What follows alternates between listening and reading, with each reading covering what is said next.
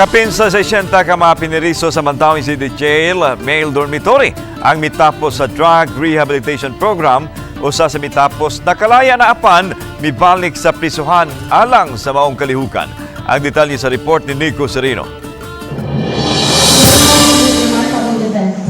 Insaktong 2 ka semana sukad siya makalaya, balik Mandaue City Jail si Edward Mondroid, 48 anyos, lumad nga taga Borbon. Kini aron pagtambong sa moving up ceremony alang kaniya ug sa mga persons deprived of liberty o PDLs. Sa 63 silang tanan ang mipaso ug midawat sa certificate isip pa matuod nga natapos nila ang 6 ka buwan nga jail-based drug rehab program. Moabot sa 150 ang mi-enroll sa unang batch sa rehab program sa prisuhan, apan ang uban wala makatapos human makagawas ng daan. Ang ubang PDLs giubanan sa ilang pamilya nga misaksi sa kalihukan.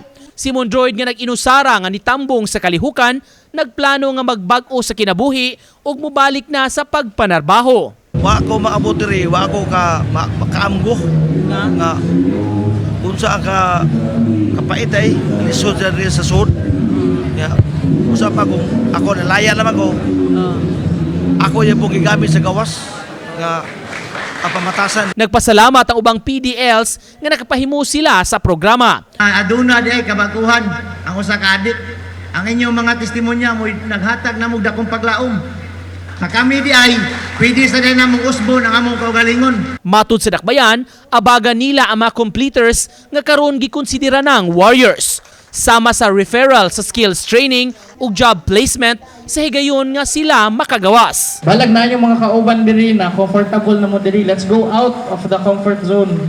Ang real challenge is life outside the jail.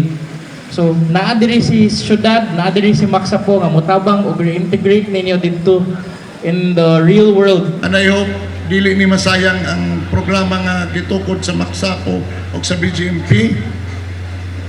Nga magpadayon kini og kamong mga graduates magamit ninyo sa inyong after jail life. Ang inyong kadaugan niini dili lamang alang kaninyo, kundi usa ka lakang ngadto sa atong tibuok komunidad. Pasalig sa mga opisyales, magpadayon ang programa aron moabag sa uban pang nga mga PDLs nga dunay giatubang nga drug cases.